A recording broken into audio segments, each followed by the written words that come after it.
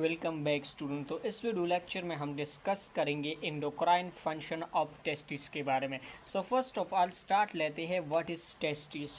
तो टेस्टिस हमारे पास एक मेल गोनेड्स है जो कि एब्डोमिनल कैविटी से बाहर एक मस्कुलर फोच में लोकेटेड है जिसको हम कहते हैं स्क्रोटल सेक्स। तो इस स्क्रोटल सेक्स में टेस्टिस लोकेटेड है।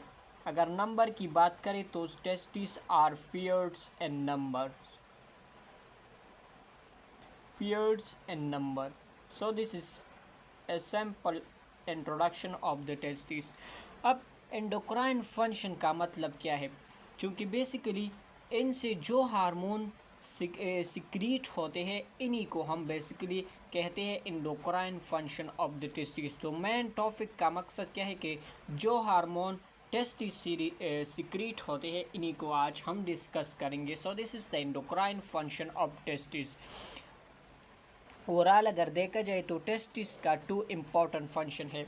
एक इसका फंक्शन है स्पर्मेटोजेनेसिस यानी प्रोडक्शन ऑफ द स्पर्म, जिसको हम स्पर्मेटोजेनेसिस कहते हैं। और ये स्पर्मेटोजेनेसिस टेस्टिस के अंदर कुछ ट्यूब्यूल्स होते हैं जिसको हम कहते हैं सेमिनिफरस ट्यूब्यूल्स। तो इन सेमिनिफरस ट्यूब्यूल में स्पर्मेटोजेनेसिस का प्रोसेस होती है और इन्हीं की रिजल्ट में हमारे पास स्पर्म की प्रोडक्शन होती है। So that's why the testis are called as primary sex organ, क्योंकि यहाँ पर स्पर्म की प्रोडक्शन होती है तो इसी वजह से टेस्टिस को हम primary sex organ of the male reproductive system कहते हैं। नेक्स्ट इसकी फंक्शन को देखें, सिक्रीट सम हार्मोन। तो टेस्टिस के सेल से कुछ हार्मोन भी सिक्रीट होते हैं। तो ओवरऑल टेस्टिस की टू इम्पॉर्टेंट फंक्शन हुई, एक स्पर्मेटोजेनेसिस यानी स्पर्म की प्रोडक्शन, दूसरा कुछ हार्मोन ये सिक्रीट करते हैं। सो ये टेस्टिस के फंक्शन हुई। अब जो हार्मोन टेस्टिस से रिलीज होते हैं वो बेसिकली हमने कंपोजिशन बेस पर इनकी टू कैटेगरीज बनाए। एक को हम कहते हैं स्टेरॉइड्स हार्मोन, दूसरा हमारे पास अमीनो एसिड से बनी हुई हार्मोन्स होते हैं जिसको हम कहते हैं पेप्टाइड्स हार्मोन। तो स्टेरॉइड हार्मोन में बेसिकली आते हैं एंड्रोजन। तो मेल सेक्स हार्मोन को हम कलेक्टिवली कहते हैं एंड्रोजन्स। तो जो एंड्रोजन टेस्टिस से रिलीज होते हैं इनमें फर्स्ट है टेस्टोस्टेरोन, डाईहाइड्रोटेस्टोस्टेरोन एंड एंड्रोस्टेनोडायोन्स है। तो ये बेसिकली 3 एंड्रोजन है जो कि टेस्टिस से क्या होते हैं, सिक्रीट होते हैं और केमिकली भी ये बेसिकली स्टेरॉइड्स हार्मोन्स होते हैं। इसके अलावा हमारे पास पेप्टाइड हार्मोन्स भी टेस्टिस सिक्रीट करते हैं जिसमें फर्स्ट है एनहेबिन और दूसरा हमारे पास एक्टिविन है। अब हम स्ट्रक्चर को देखते हैं कि कहाँ से कौन से सेल ऑफ द टेस्टिस से बेसिकली ये हार्मोन सिक्रीट होते हैं। अब यहाँ पर हमने बेसिकली टेस्टिस का क्रॉस सेक्शन लिया तो इनके अंदर हमारे पास 250 से लेकर 300 तक हमारे पास ल्यूब्यूल्स होते हैं और इन्हीं ल्यूब्यूल्स के अंदर हमारे पास कॉइल ट्यूब्यूल्स होते हैं जिसको हम कहते हैं सेमिनिफरस ट्यूब्यूल्स। अब इन्हीं सेमिनिफरस ट्यूब्यूल को हम थोड़ा सा इनलार्ज करते हैं। अब यहाँ पर देखें ये हमारे पास सेमिनिफरस ट्यूब्यूल का स्ट्रक्चर है और इनके लाइनिंग में बेसिकली 2 टाइप के सेल पाए जाते हैं। एक को हम कहते हैं स्पर्मेटोगोनियम सेल जिससे स्पर्म्स बनता है through the process of spermatogenesis. इसके अलावा एक अनदर टाइप के सेल भी पाए जाते हैं जिसको हम कहते हैं सर्टोली सेल्स और नर सेल, जो कि रिस्पॉन्सिबल है for the process of spermatogenesis. और इनके जो इंटरनल लाइनिंग्स होती है इनको हम कहते हैं ल्यूमेन्स। अब ये एक सेमिनिफरस ट्यूब्यूल हुआ। इसी के साथ हमारे पास यहाँ पर एक और सेमिनिफरस ट्यूब्यूल भी लोकेटेड है।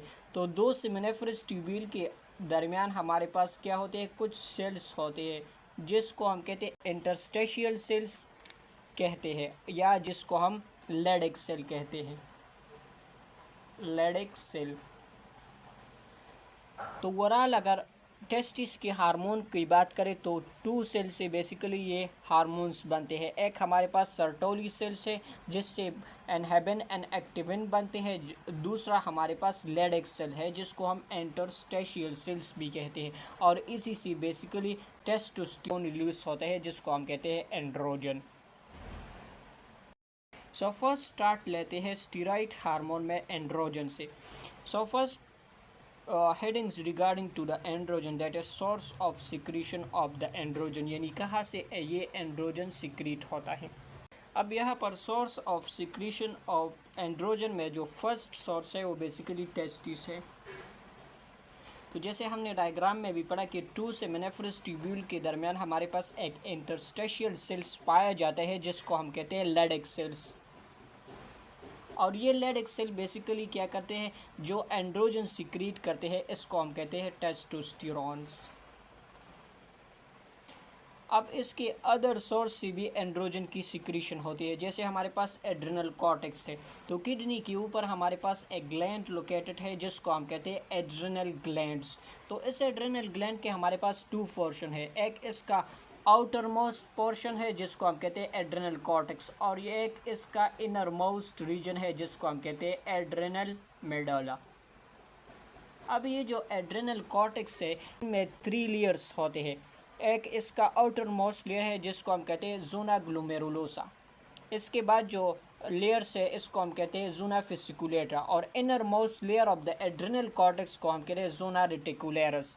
तो ज़ोना रेटिकुलरस बेसिकली रिस्पॉन्सिबल है for the secretion of androgens. तो सोर्स में 2 स्ट्रक्चर हुई जो कि बेसिकली एंड्रोजन को सिक्रीट करते हैं, एक टेस्टिस के लेडिक सेल्स, दूसरा हमारे पास एड्रिनल कॉर्टेक्स का जो ज़ोना रेटिकुलरस है वहाँ से एंड्रोजन सिक्रीट होते हैं।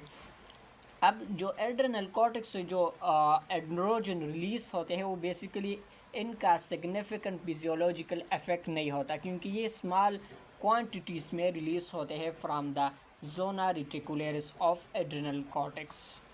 नेक्स्ट आते हैं एंड्रोजन में जो इम्पॉर्टेंट वन है that is about the testosterone. तो जितनी भी एंड्रोजन को यहाँ पर हम डिस्कस करेंगे वो बेसिकली टेस्टोस्टेरोन होगा। जब हम मेटाबॉलिज्म में बात करेंगे, बायोसिंथेसिस की बात करेंगे, तो वो सारा हम टेस्टोस्टेरोन के लिए करेंगे। अब यहाँ पर केमिस्ट्री को देखें कि इनकी स्ट्रक्चर कैसा होता है टेस्टोस्टेरोन का। तो टेस्टोस्टेरोन हमारे पास बेसिकली स्टीरॉइड्स हार्मोन्स है। तो स्टीरॉइड जितनी भी सब्सटेंस होते हैं इनमें बेसिकली 4 रिंग्स होती है एंड 17 कार्बन पर मुश्तमिल होता है। स्टीरॉइड सब्सटेंसेस बेसिकली इनमें 17 कार्बन्स होती है और 4 रिंग्स होती है। लेकिन ये जो टेस्टोस्टेरोन है इनमें basically 2 extra methyl groups present होते हैं, CH3 को हम मिथाइल ग्रुप्स कहते हैं। अब यहाँ पर देखिए ये सारा 17 कार्बन्स है, लेकिन यहाँ पर जो एक्स्ट्रा मिथाइल ग्रुप्स है तो इसी की वजह से बेसिकली इनमें कार्बन नंबर 19 होते हैं। तो ये बेसिकली स्टीरॉइड्स ही है, लेकिन यहाँ पर जो कार्बन नंबर है वो बेसिकली 19 होती हैं। So this is the structure of the testosterone. अब नेक्स्ट हम बात करेंगे कि किस तरह से टेस्टोस्टेरोन की सिंथेसिस होती है। तो फर्स्ट पॉइंट देखिए सिंथेसिस में एंड्रोजन आर स्टीरॉइड्स हार्मोन। तो जितनी भी हमारे पास एंड्रोजन है ये सारे के सारे क्या होते हैं, ये स्टीरॉइड्स ही हार्मोन होते हैं on the basis of their chemical compositions, और इनके सिंथेसिस होती है फ्रॉम द प्रिकर्सर सब्सटेंस जिसको हम कहते हैं कोलेस्ट्रॉल्स। तो जब भी कोलेस्ट्रॉल से स्टीरॉइड हार्मोन की सिंथेसिस होती है तो ये बेसिकली एक पाथवे के थ्रू होती है जिसको हम आगे चल के डिस्कस करेंगे। नेक्स्ट ये एंड्रोजन की सिंथेसिस बेसिकली डायरेक्टली भी होती है एसीटेट से, लेकिन यहाँ पर हम बेसिकली वो कोलेस्ट्रॉल वाला पाथवे को डिस्कस करेंगे कि किस तरह से कोलेस्ट्रॉल से टेस्टोस्टेरोन हार्मोन की सिंथेसिस होती है। यहाँ पर पाथवे को देखें कि किस तरह से कोलेस्ट्रॉल से हमारे पास टेस्टोस्टेरोन की फॉर्मेशन होती है। अब कोलेस्ट्रॉल हमारे पास बेसिकली द प्रिकर्सर सब्सटेंस है for the formation of testosterone. तो इस पाथवे को देखें जिसमें जो प्रिकर्सर सब्सटेंस है वो बेसिकली कोलेस्ट्रॉल है। तो ये कोलेस्ट्रॉल पर एक एंजाइम एक्ट करता है जिसको हम कहते हैं कोलेस्ट्रॉल डिस्मोलेस एंजाइम। तो ये एंजाइम जब कोलेस्ट्रॉल पर एक्ट करता है तो इसे कन्वर्ट कर देता है इनटू द प्रेग्निनिलोन्स में, एक अनदर सब्सटेंस है जो कि बनता है after the action of cholesterol desmolase enzyme on the cholesterols.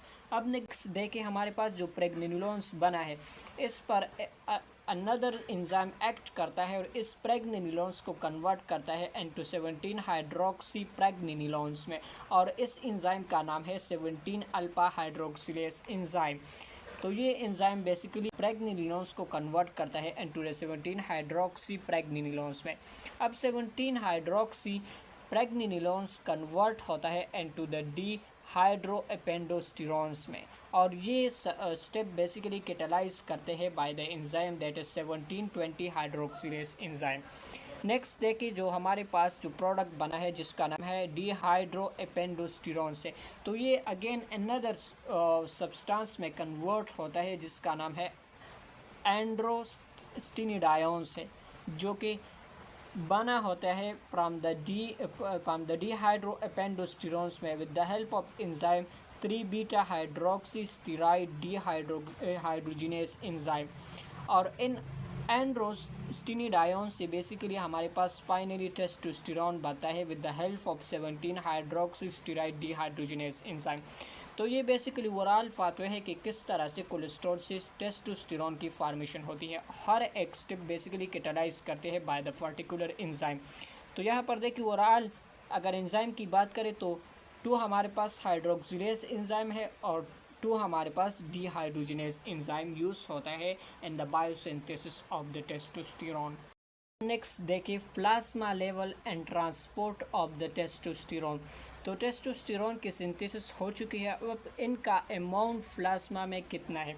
तो एडल्ट में जो टेस्टोस्टेरोन का लेवल है इन द ब्लड प्लाज्मा वो बेसिकली वेरी करती है, और इसका नंबर बेसिकली 300 से लेकर 700 नैनोग्राम्स पर लीटर ऑफ द प्लाज्मा होती है। तो this is the plasma level of the testosterone. अब प्लाज्मा में किस तरह से इनकी ट्रांसपोर्ट होती है टू द टारगेट सेल्स। तो ज़्यादातर 1/3 ऑफ द टेस्टोस्टेरोन की ट्रांसपोर्ट होती है with the binding of the gonadal steroid binding globulins, क्योंकि हमारे पास ग्लोबुलिन प्रोटीन से जिसके साथ टेस्टोस्टेरोन कंबाइन होती है और इनकी ट्रांसपोर्ट होती है इनटू द टारगेट सेल्स, और इस ग्लोबुलिन प्रोटीन का नाम है गोनेडल स्टेरॉइड बाइंडिंग ग्लोबुलिन्स। अब जो रिमेनिंग 1/3 पार्ट है टेस्टोस्टेरोन का, ये अल्ब्यूमिन एक अनदर प्रोटीन है, इसी के साथ कंबाइन होती है और टारगेट सेल की तरफ जाती है। So this is about the plasma level and transport of the testosterone. Next देखें मेटाबॉलिज्म।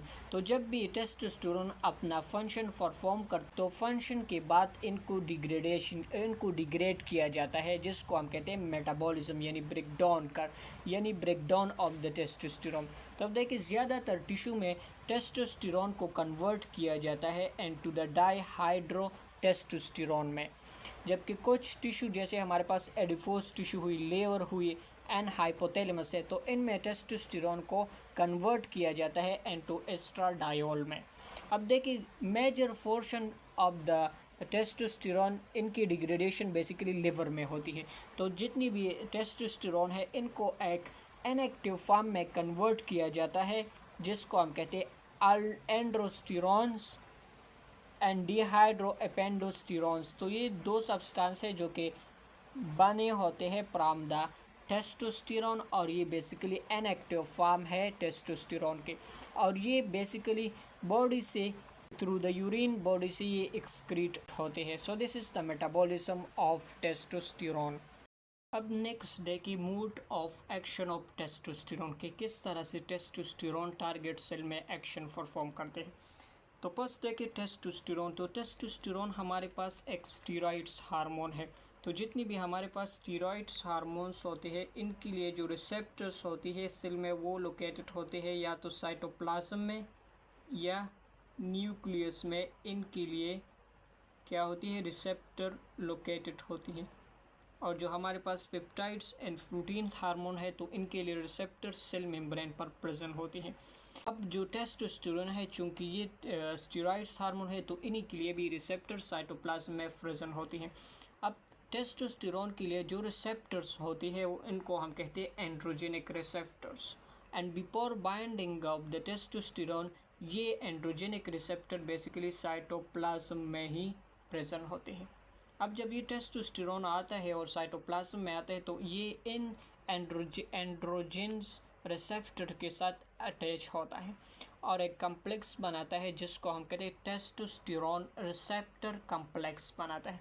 और ये complex basically through the nuclear four ये न्यूक्लियस में एंटर होता है और वहाँ पर ये एक्ट करता है एज ए ट्रांसक्रिप्शनल फैक्टर के तौर पर एक्ट करता है। ट्रांसक्रिप्शनल फैक्टर के तौर पर एक्ट करता है ये कम्प्लेक्स, और ये बेसिकली कुछ जीन के क्या करती है, ट्रांसक्रिप्शन करती है, यानी डीएनए से बेसिकली मैसेंजर आरएनए बनाते हैं जिसको हम कहते हैं ट्रांसक्रिप्शन।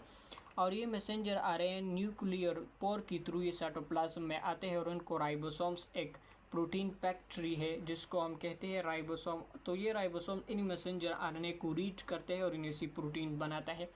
तो इस तरह से एक्शन परफॉर्म करते हैं टेस्टोस्टेरोन और इन्हीं के रिजल्ट में हमारे पास प्रोटीन बनते हैं। यही प्रोटीन बेसिकली जो सेकेंडरी सेक्सुअल कैरेक्टर्स है मेल में, ये इनकी डेवलपमेंट के लिए ये प्रोटीन नेसेसरी है। जैसे हमारे पास हेयर्स हुए तो ये भी प्रोटीन्स है, इसी के साथ मोस्टेचस ये भी हेयर्स है तो ये प्रोटीन्स है। तो ये protein basically secondary sexual character बनाते हैं। इसके अलावा जो टेस्टोस्टेरोन है अगर मेल में देखा जाए तो मेल में जो मसल का जो साइज है वो बेसिकली इनमें लार्ज मसल होती है। तो ये मसल बेसिकली ये टेस्टोस्टेरोन प्रोटीन सिंथेसिस करते हैं और ये प्रोटीन बेसिकली मसल्स को बनाती है। तो इस वजह से मेल की जो मसल्स होती है वो हैवी होती है as compare to the female, and this is due to the action of testosterone.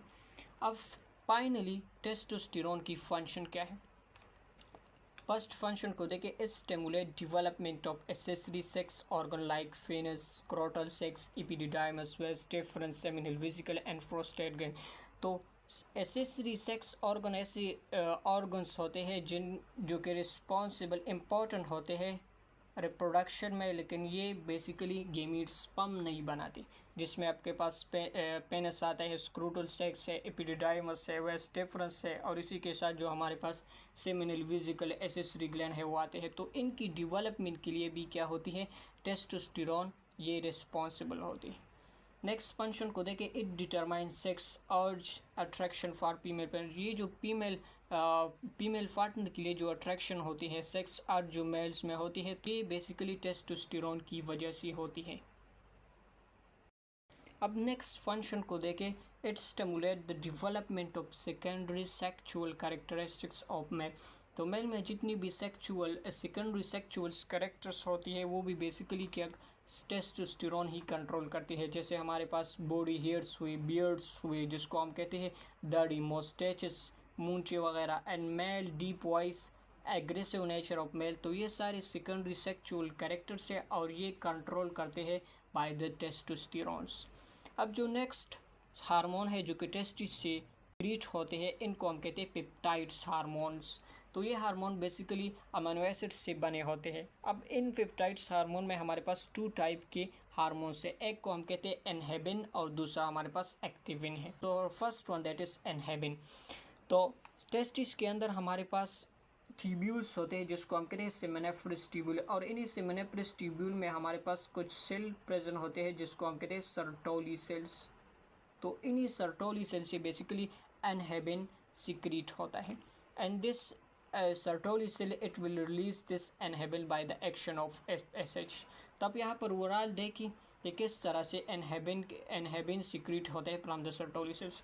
तो हाइपोथैलेमस से हमारे पास एक फैक्टर रिलीज होता है जिसको हम कहते हैं gonadotrophin releasing hormones or factors.